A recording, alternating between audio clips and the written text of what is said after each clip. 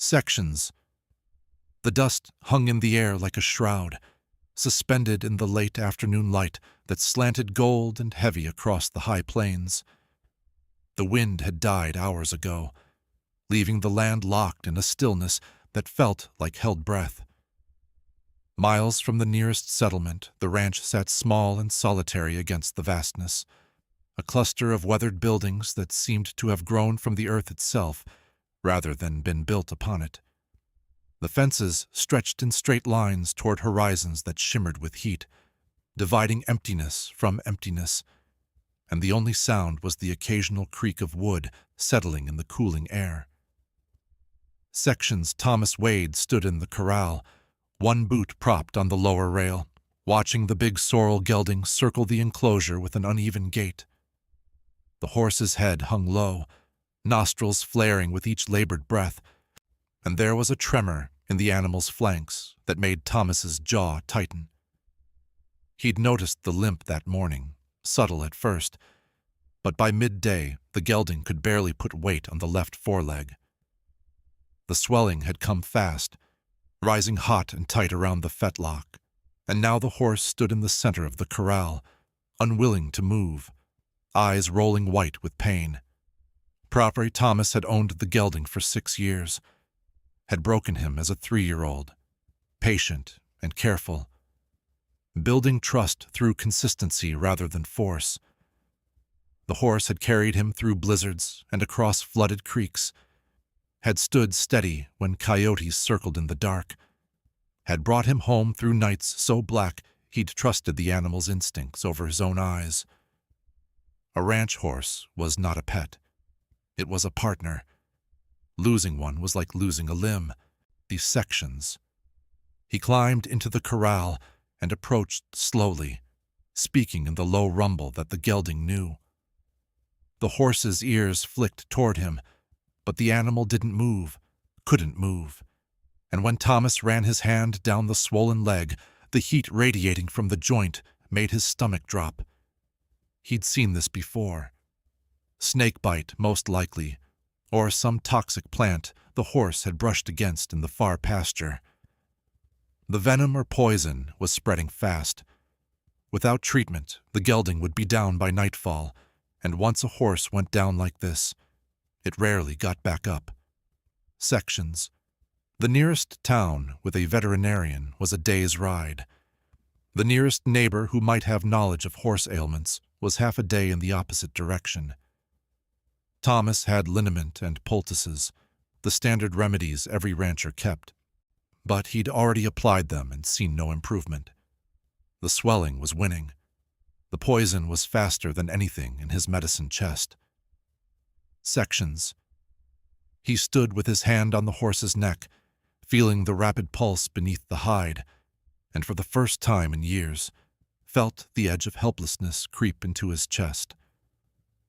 He was a man who solved problems through work and patience, but this problem was outrunning him.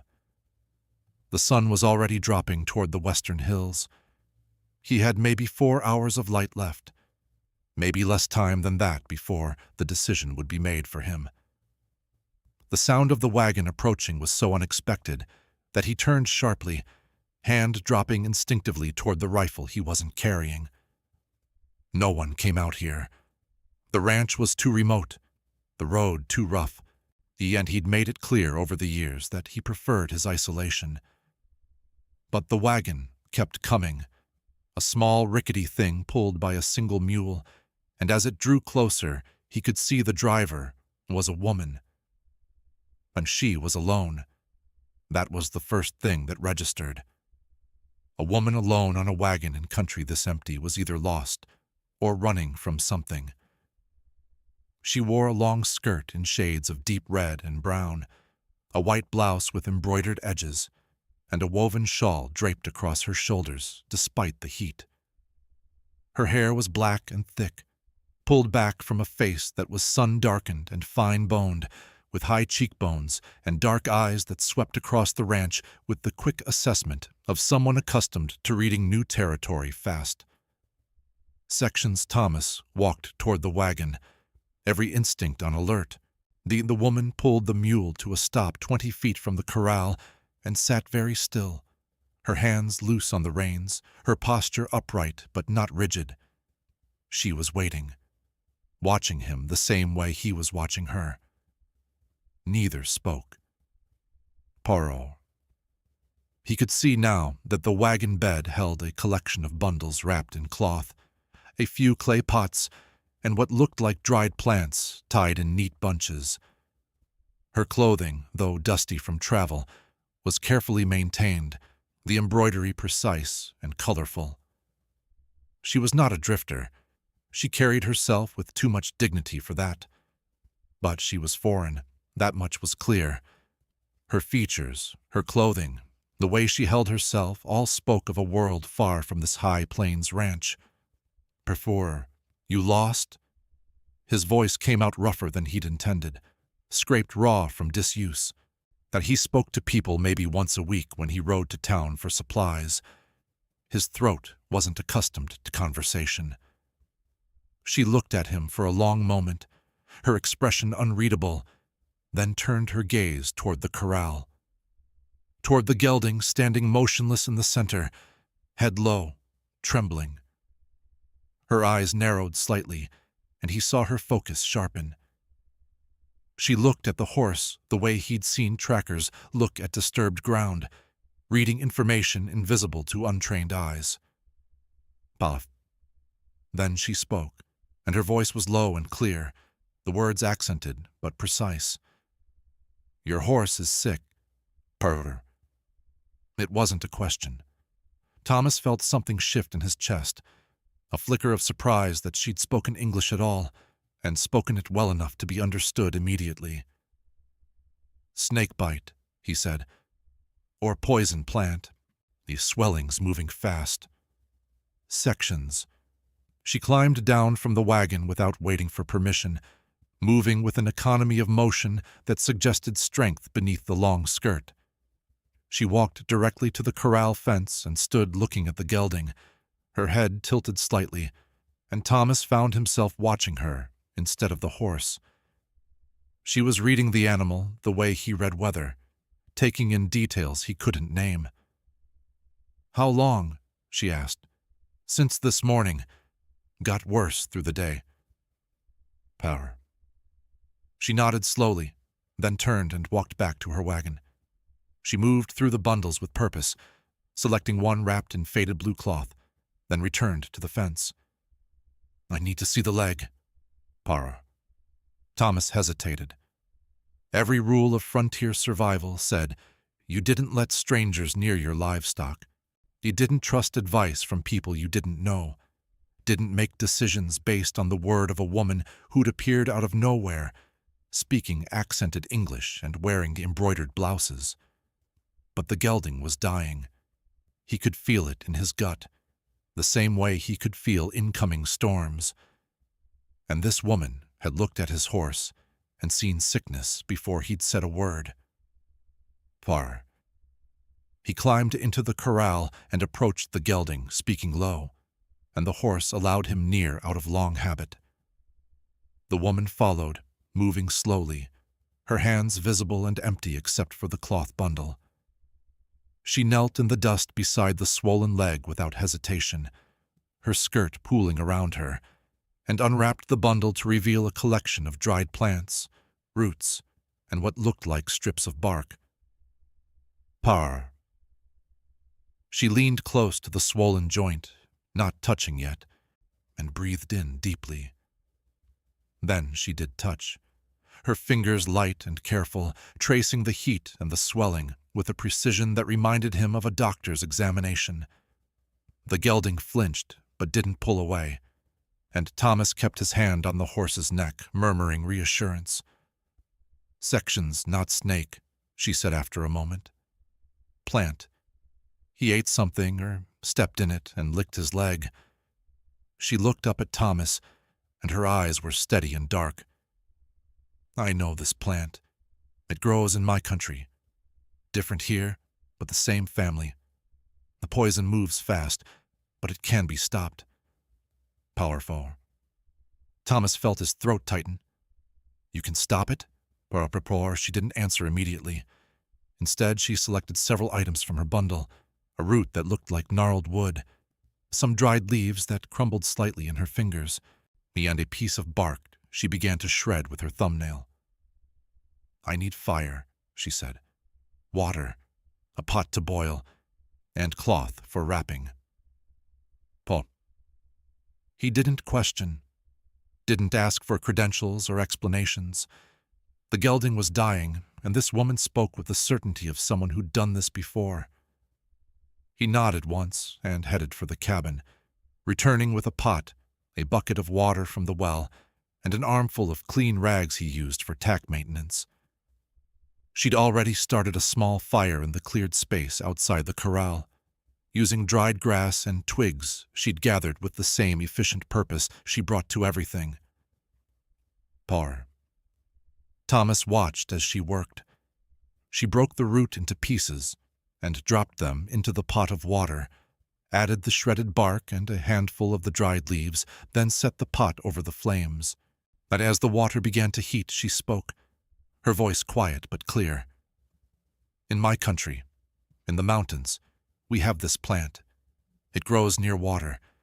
The animals know not to eat it, but sometimes the young ones, they don't learn fast enough.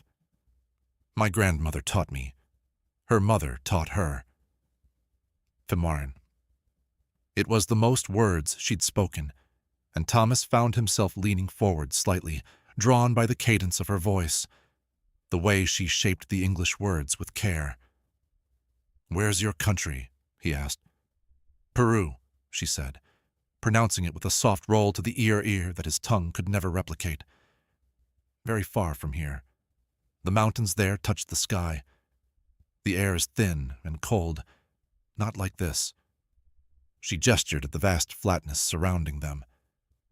"This land is too wide, too open. I am not used to seeing so far." Sections. The water in the pot was beginning to steam, and a sharp, bitter scent rose from it, medicinal and strong. She stirred the mixture with a stick, watching the color deepen from clear to amber to a dark greenish brown. When she seemed satisfied, she lifted the pot from the fire using the rags and let it cool slightly, still stirring, still watching. "Why are you here?" Thomas asked.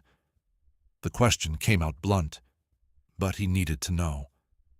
Women didn't travel alone across empty country without a reason, and that reason was usually desperation. Petrepur. She didn't look at him, keeping her eyes on the pot. "I came north with a family. They promised work, a place to stay. When we arrived at the town, they said I was too slow, too stupid, because I don't speak English like they want. They left me there." Her voice was level, factual, as if she were describing weather rather than betrayal. "I had a little money. I bought the mule and the wagon. I have been traveling, looking for work, looking for a place." Sections. Thomas felt anger flicker in his chest, not at her, but at the casual cruelty of people who would abandon a woman in a strange land. "The town," he said. "Which one?" 3 days back." She gestured vaguely east. "I don't remember the name, and they are all the same to me, or Atbrabs, Paristar." The mixture had cooled enough to handle. She soaked several of the rags in the dark liquid, wringing them out so they were wet but not dripping, then stood and carried them to the corral. The gelding was still standing, but barely. His head hung lower now, and the trembling had spread to his whole body. Thomas could see the resignation in the animal's eyes, the dull glaze that came before the end. Sections. The woman knelt again beside the swollen leg and began wrapping it with the soaked rags, working from the hoof upward, covering the joint and the swelling with layers of the medicinal cloth. Her hands moved with absolute confidence, and Thomas found himself trusting those hands, trusting the certainty in her movements. When the leg was wrapped completely, she sat back on her heels and looked up at him. "Mother for not. Now we wait," she said. The poison will fight, but the medicine is stronger. By morning, we will know. Right, by morning, Thomas looked at the sky, at the sun now touching the hills, painting everything gold and red. Night was coming fast. "You can't travel in the dark," he said. It wasn't an invitation, just a statement of fact. "There's a spare room in the cabin. It's not much, but it's got a bed and a door that locks from the inside." Per favor. She studied him for a long moment, her dark eyes searching his face for something he couldn't name. Then she nodded once. "Thank you." He showed her to the cabin, to the small room that had once been meant for a child, but had never been filled. There was a narrow bed with a thin mattress, a table, a chair, and a window that looked east toward the sunrise. He'd kept it clean out of habit, though he never entered it unless he had to. She set her bundle on the table and turned to face him, and in the dim light of the cabin, her face looked younger than he'd first thought. Maybe 30, maybe less. "I'll check the horse through the night," Thomas said. "You should rest." "I will check also," she said. "This is my medicine.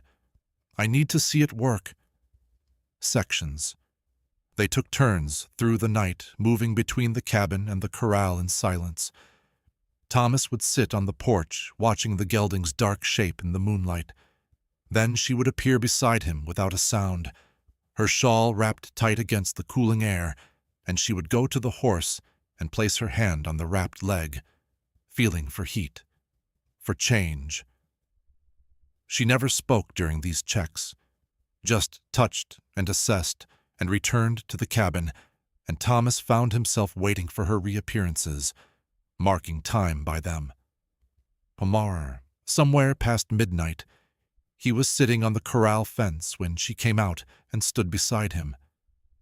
The moon was high and full, turning the landscape silver and black, and the silence was so complete he could hear her breathing. She was looking at the gelding, but when she spoke, her words were for him. "You live here alone?" "Yes.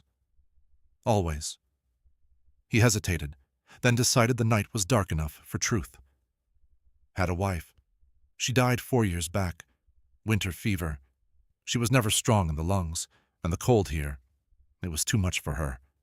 "Prepar." The woman nodded slowly. "I am sorry." "Per. It was a long time ago." "Per. 4 years is not long," she said quietly. "Grief does not follow a clock." Barbara Thomas felt something crack in his chest, some small sealed place that her words had found and opened.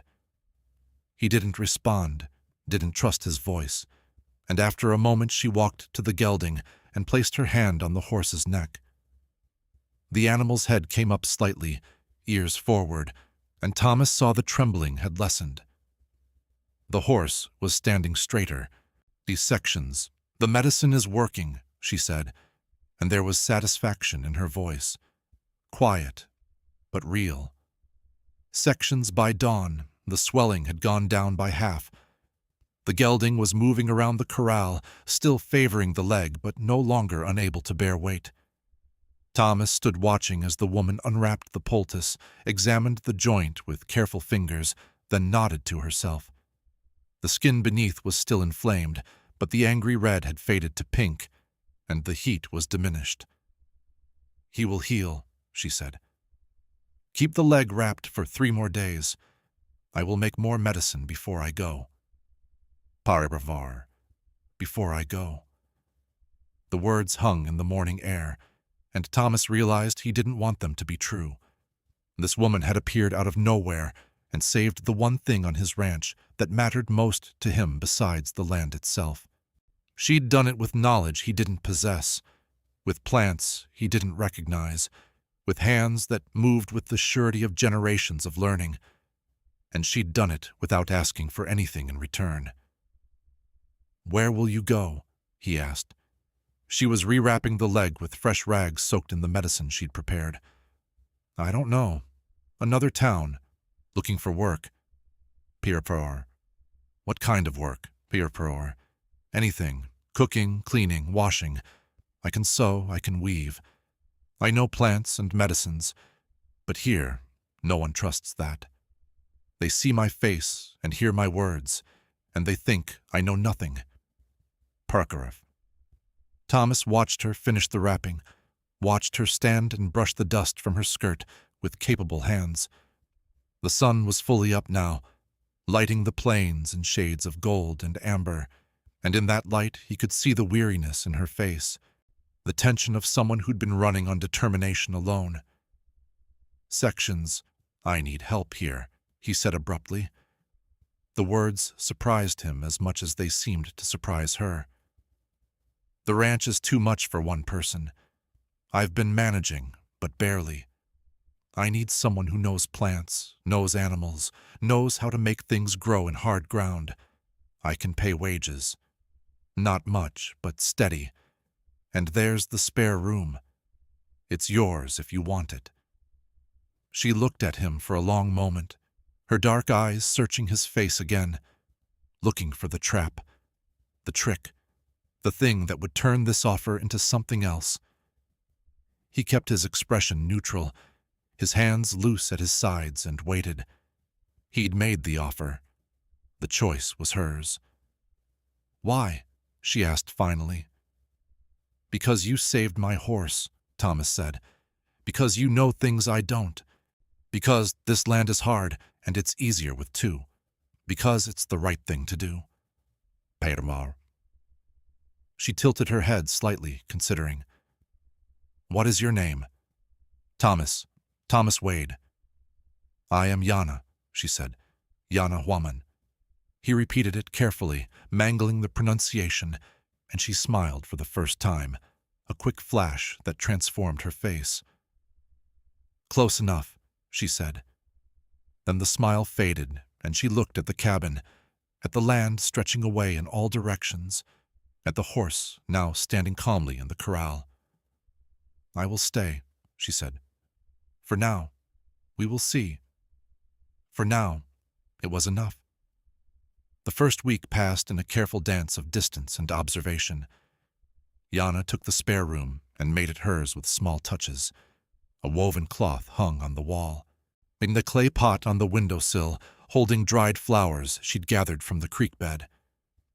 She rose before dawn and worked until dusk, moving through the ranch with the same quiet efficiency she'd brought to healing the gelding. She found the neglected vegetable patch behind the cabin, a square of earth that had gone to weeds after his wife died, and began clearing it with a determination that bordered on fierce. Sections, Thomas watched her work from a distance, pretending to mend fence or check the water troughs while actually observing the way she read the land. She would kneel in the dirt and sift it through her fingers, testing texture and moisture, then nod to herself as if confirming something she already knew. She diverted water from the creek, using a system of shallow trenches he'd never considered, in creating a network that fed the garden without waste. Within days, the patch was cleared and planted with seeds she'd carried in her wagon, seeds from her own country that she pressed into the earth with whispered words he couldn't understand. She spoke little. When she did, her English was careful and precise, each word chosen deliberately. She would ask him where things were kept, how he wanted tasks done, and she listened to his answers with complete attention. But she didn't offer conversation beyond necessity, and he didn't push. They existed in parallel, two people sharing space, but not yet sharing presence. Sections, the gelding, healed. By the end of the first week, the horse was moving without a limp, the swelling completely gone, and when Thomas saddled the animal for the first time since the injury, the gelding tossed his head and pranced like a colt. Yana stood at the corral fence watching, and when Thomas rode past her, she reached out and touched the horse's shoulder, just a brief contact, and the gelding turned his head toward her and blew softly through his nostrils. He remembers, Thomas said. Animals always remember who helps them, Yana replied. They are smarter than people that way. On the 8th day, Thomas came in from the north pasture to find the cabin filled with a scent that stopped him in the doorway. It was rich and complex. Spices he didn't recognize layered over the smell of cooking meat, and something earthy and warm. Yana was at the stove, stirring a pot, and she glanced at him over her shoulder. "Paffer, I made food," she said. You have been eating bread and jerky for too long." Dr. Four. He hadn't asked her to cook, hadn't expected it, but the smell was making his mouth water and his stomach clench with a hunger he hadn't acknowledged in years. She ladled the stew into 2 bowls and set them on the table, then sat across from him and waited. Pierre Farr. Thomas took a bite and felt something fundamental shift in his understanding of what food could be. It wasn't just sustenance. It was warmth and care and complexity. Flavors that built on each other in ways his simple frontier cooking never approached. There was heat in it, a gentle burn that didn't overwhelm but enhanced, and beneath that a richness that came from slow cooking and attention. "This is," he started, then stopped, not having words adequate to the task. "This is very good." She smiled slightly. "In my country, we say food is how you show love when words are too small." Paraphramer. They ate in silence, but it was a different silence than before, warmer somehow. And when they finished, Thomas found himself lingering at the table instead of retreating to the porch as he usually did. Yana cleared the bowls and began washing them, and he stood to help, taking the cloth to dry what she cleaned. Their hands brushed as he took a plate from her, and both pulled back slightly, the contact unexpected and electric. "Sorry," he muttered. "It's okay," she said softly. The second week brought the first test from the outside world. Thomas rode to town for supplies, leaving Yana alone on the ranch, and when he returned in the late afternoon, he found her standing in the yard with a rifle in her hands and 3 men on horses at the property line. They were townsmen, ranch hands from the big spread to the east, and they were grinning in a way that made Thomas's blood go cold. Parvar. He rode straight to them, positioning his horse between Yana and the men. "Something I can help you with?" Parvar. The lead rider, a thick-shouldered man named Cutter, spat tobacco juice into the dust. "Just bein' neighborly, Wade. Heard you got yourself some company. Thought we'd come introduce ourselves. You've introduced yourselves. Now you can leave." Cutter's grin widened. "That's not very friendly. We just wanted to meet the lady. Make sure she knows she's got options if working for you don't suit her. We could use someone at our bunkhouse, or someone to cook and clean and such." Sections. The way he said "and such" made Thomas's hands tighten on the reins. "She's not interested. Now get off my land." Sections. "Maybe we should ask her direct," Cutter said, looking past Thomas to where Yana stood, the rifle still held with competent ease. "What do you say, darling? You want to come work for men who appreciate a woman's company?" Sections. Yana didn't respond. She just stood there, the rifle pointed at the ground but ready, her face expressionless. Thomas felt a surge of pride at her composure, but beneath it was a rising anger that made his vision narrow. "Last chance," Thomas said, his voice dropping to a register that carried across the yard like a physical thing. "Leave now, or I'll make you leave." Perbra from Cutter looked at him, measuring, and whatever he saw in Thomas's face made him reconsider. "No need for trouble, Wade. We're going, but you might want to think about what people in town are saying. About you and your foreign woman.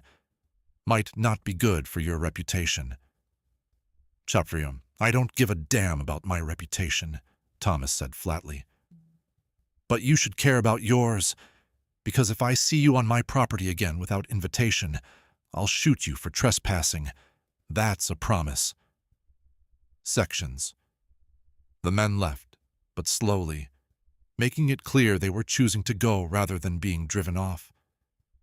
Thomas waited until they were out of sight before dismounting and walking to where Yana still stood. She lowered the rifle carefully, and he saw her hands were shaking slightly. "Perforce, you okay?" he asked. Perforce, she nodded. "They came an hour ago. They talked and talked. I said nothing. Then I got the rifle. They stopped talking so much." Perforce. Thomas felt a grim satisfaction. "You did right. But they'll be back, or others like them. Word's gotten around that you're here." Sections. "Is that a problem for you?" she asked, and there was something careful in her voice, a readiness to leave if the answer was yes. "It's a problem for them," Thomas said. "Not for me. You're welcome here as long as you want to stay." Perot. She looked at him for a long moment, then nodded slowly. "Thank you." That night, she made tea from herbs she'd gathered, a bitter, soothing brew that filled the cabin with a scent like mountain air and distant rain. They sat at the table, the lamp burning low between them, and for the first time she spoke about her homeland without him asking. She told him about the mountains that rose so high the snow never melted, about terraced fields that climbed impossible slopes, about her grandmother who had taught her the names of every plant and its purpose. Her voice was soft and rhythmic, and Thomas found himself leaning forward, drawn into a world he could barely imagine. "Why did you leave?" he asked when she paused. Her expression shifted, something closing behind her eyes. "My husband died. Accident in the mines. His family blamed me, said I brought bad luck. I had no children, so I had no value to them. I had to leave, or they would have given me to another man, someone old, someone who needed a worker more than a wife. I chose to leave." "That took courage," Thomas said. "It took desperation," she corrected. "Courage is when you have a choice, and I had none." "You have a choice now," he said quietly. "You could have kept traveling. You chose to stay." She met his eyes across the table, and in the lamplight her face was all shadows and gold. "Yes," she said. "I chose to stay." But the third week brought rain, a steady downpour that lasted 3 days and turned the world to mud. They were trapped in the cabin together, and the forced proximity revealed new rhythms. She would sit at the table weaving small baskets from willow branches she'd gathered by the creek, her fingers moving with hypnotic speed while he repaired tack and oiled his saddle. The silence between them was no longer empty, but companionable, filled with the sound of rain on the roof and the small noises of their work. Parfour. On the second day of rain, she began to sing. It was soft at first, almost under her breath, a melody in her own language that rose and fell like water over stones. Thomas stopped working and listened, not understanding a single word, but feeling the emotion beneath them, something melancholy and beautiful and old. When she finished, the silence that followed felt sacred. "Pirambar, what was that?" he asked. "Pirambar, a song my grandmother taught me, about a woman who loved a man from the wrong village. They could not marry, so she turned herself into a bird and flew to the mountains. He turned himself into a river to follow her. Now the river runs through the mountains forever, and the bird sings on its banks." "That's a sad story," Thomas said. "All the old stories are sad," Yana replied. "That's how you know they're true." On the third day, the rain stopped. Thomas went out to check the fences and found the creek running high and fast, and when he returned to the cabin, Yana had transformed the space. She'd cleaned everything, reorganized the shelves with an efficiency that made sense, and placed small touches of beauty throughout. A bundle of dried herbs hanging from a rafter, a smooth stone on the windowsill, a woven mat by the door. The cabin no longer felt like a place he existed in. It felt like a home. He stood in the doorway, dripping mud, and looked at what she'd done. She was at the stove, stirring something that smelled of cumin and chili, and she glanced at him over her shoulder. "Too much?" she asked, and there was uncertainty in her voice. "No," Thomas said, his voice rough. "It's good. It's really good." She smiled, and he realized he was starting to live for those smiles, small and rare as they were. Parapher. The fourth week brought the crisis he'd been half expecting since the day she arrived. He was in the barn when he heard the horses, multiple riders coming fast. He grabbed his rifle and stepped into the yard to find 6 men, Cutter among them, and at their head was a man Thomas recognized, a cattle baron named Hendricks, who owned half the county and thought he owned the other half by right.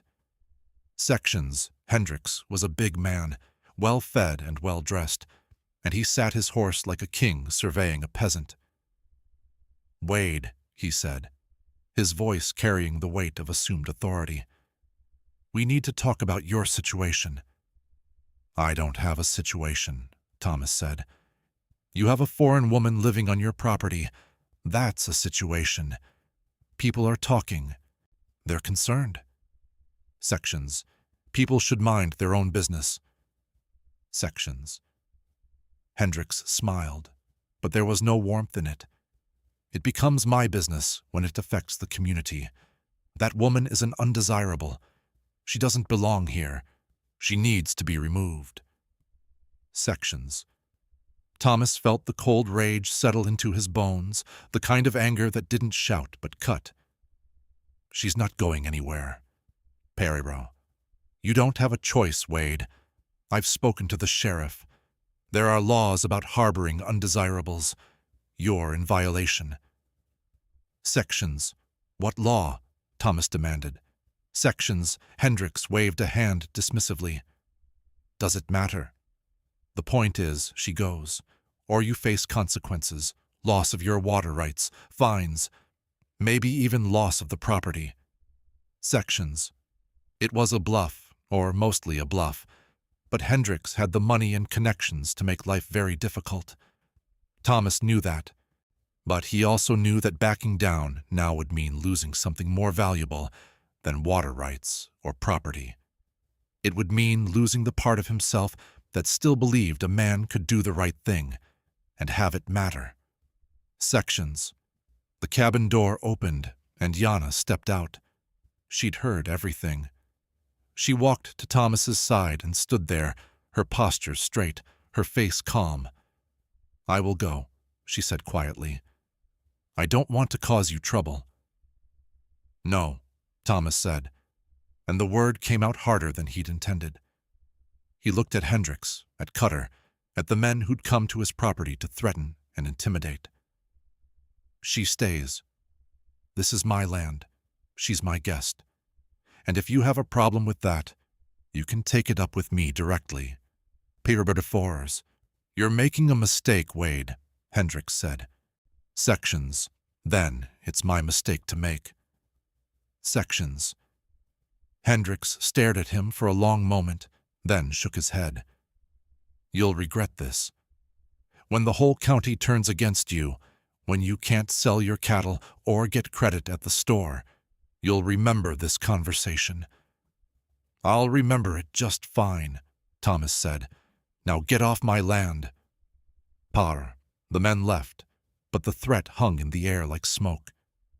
Thomas stood watching until they disappeared, then turned to find Yana looking at him with an expression he couldn't read.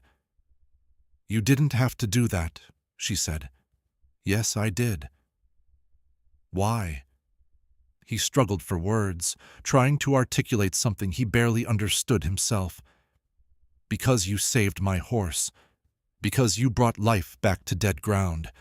Because you sing while you work and you make food that tastes like it matters. Because you're a good person and you deserve better than to be run off by men like Hendricks. He paused, then added more quietly, because I don't want you to go. Peruvian. She stepped closer, close enough that he could see the flecks of amber in her dark eyes, close enough that he could smell the herbs she'd been working with. I don't want to go either, she said softly, but I don't want to be the reason you lose everything. You're not the reason. They are. And I'm not losing anything. I'm gaining something I didn't know I needed. Proper. She reached out slowly, giving him time to pull away, and placed her hand on his chest, over his heart. He could feel the warmth of her palm through his shirt, could feel his heart hammering beneath her touch. Thomas, she said, and it was the first time she'd used his name, and the first time she'd spoken it with that particular softness. I know this plant, the one that poisoned your horse. In my country, we call it devil's tongue. It grows in places where the earth is angry. But there is another plant that grows beside it, always. A plant that heals. My grandmother said that's how you know the world is balanced. For every poison, there is a cure. For every hurt, there is a healing. Power. He understood what she was saying, the metaphor beneath the botany lesson. What's the healing plant called? He asked. She smiled, a real smile that reached her eyes. We call it heart's ease. Thomas covered her hand with his own, holding it against his chest. Stay, he said. Whatever comes, we'll face it together. But stay. I'll stay, Yana said. And as you're watching this story unfold, we just want to say thank you for being here with us. Your support by liking this video and subscribing to our channel is what allows us to keep telling these stories. Thank you for being part of our community. Sections. The consequences came, as promised. The store in town refused to extend him credit. The cattle buyer who usually took his stock claimed to be fully stocked. Neighbors who'd been cordial for years suddenly had no time for conversation.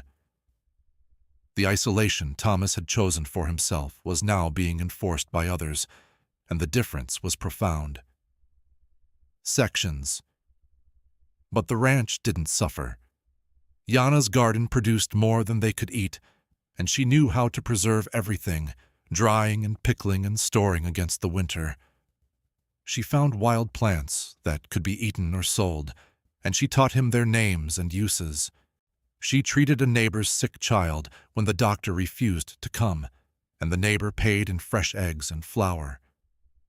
Word spread quietly among those who needed help more than they needed to conform, and people began coming to the ranch in the early morning or late evening, asking for remedies, for advice, for the kind of help that didn't require English spoken perfectly or skin the right color. Sections Thomas watched Yana become essential to people who would never admit it publicly, and he felt a fierce pride in her competence, her generosity, her quiet dignity in the face of rejection. 6 weeks after she'd arrived, Thomas rode to the far pasture and found a section of fence torn down, his cattle scattered. It was deliberate sabotage, and when he returned to the cabin to tell Yana, he found her standing in the garden, staring at the trampled plants. Someone had ridden through it in the night, destroying weeks of work.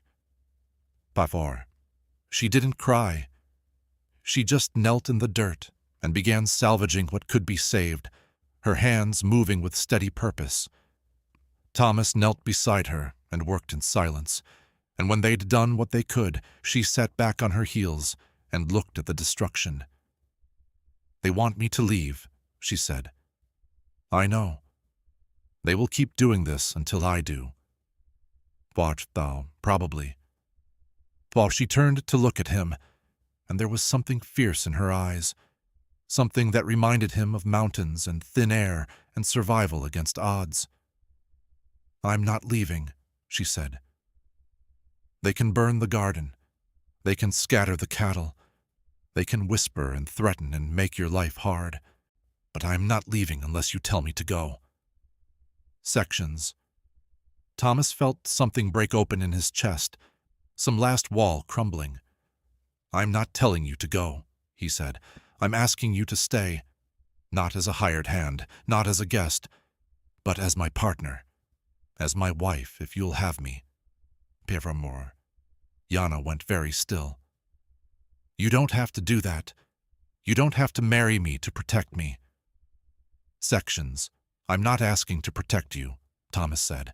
I'm asking because I want you here, because I wake up thinking about your voice and go to sleep remembering your smile, because this ranch was a place I existed until you made it a place I live, because you're the bravest, most capable person I've ever met, and I don't want to spend another day without you. Peruvian. She reached up and touched his face, her fingers tracing the lines the sun and wind had carved. In my country, she said softly, we have a saying. When you find the person who makes your heart beat in rhythm with the earth, you hold on with both hands and never let go. Is that a yes? Thomas asked. That's a yes, she said, and kissed him.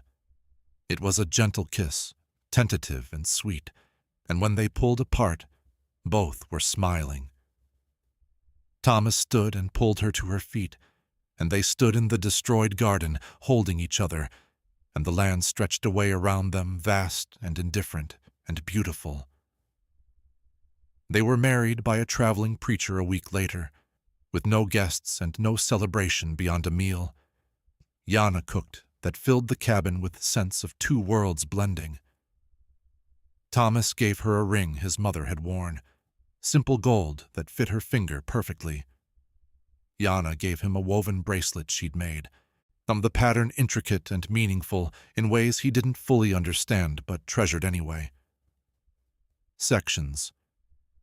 The harassment didn't stop, but it changed. Hendricks and his men stayed away, perhaps recognizing that a married woman had protections, a hired hand didn't, or perhaps simply tiring of the game. The town remained cold, but the people who needed Yana's help kept coming, and slowly, grudgingly, the community began to shift. Peruvian winter came hard and early, and Thomas watched Yana prepare for it with the knowledge of someone who'd survived mountain winters. She insulated the cabin with mud and grass, stored food with precision, and they taught him techniques for keeping warm that he'd never considered. When the first blizzard hit, they were ready, and they spent 3 days snowed in together, talking and working and simply being, and Thomas realized he'd never been happier. Section's spring brought a thaw in more ways than one. The garden Yana replanted grew with a vigor that seemed almost defiant, and when the first green shoots appeared, neighbors began stopping by, ostensibly to buy eggs or ask about cattle, but really to see the garden, to ask quiet questions about planting and soil. Yana answered them all with patience, and slowly, carefully, she began to build bridges. But one morning, Thomas found her in the garden, kneeling beside a plant he didn't recognize. She looked up as he approached, and there was excitement in her face. "Porca, look," she said, pointing. "This grew from the seeds I brought from home. I didn't think it would survive here. The soil is different, the air is different, everything is different. But it grew anyway." Pijiro. Thomas knelt beside her and looked at the small green plant pushing up through the foreign soil. "What is it?" he asked. "P. It's called munya," she said. "In my country, we use it for tea, for medicine, for flavoring food. My grandmother's garden had munya growing in every corner. She said it was the plant that remembered home. Poor Thomas reached out and touched the small leaves gently. "You brought home with you," he said. Parvillana looked at him, and her eyes were bright. "No," she said softly. "I found a new home, but it's good to have something that remembers the old one."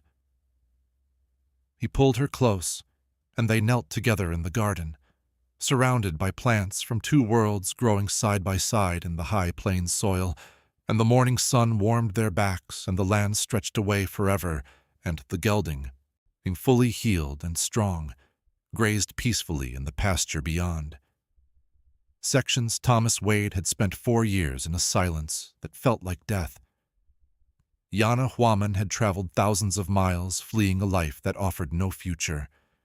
They'd found each other by accident, or by fate, or by the simple fact that sometimes broken things fit together in ways that make them whole.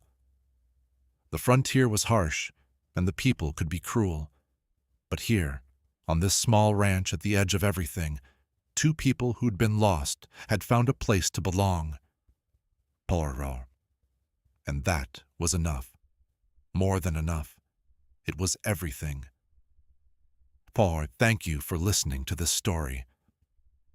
Sometimes the greatest journeys aren't measured in miles, but in the courage it takes to stay when the world tells you to leave, and the grace to see value where others see only difference. If this story moved you, please like this video and subscribe to our channel. We'd love to hear your thoughts in the comments. What would you have done in Thomas's place? Do you believe that for every poison, there is a cure? I'll see you in the next one.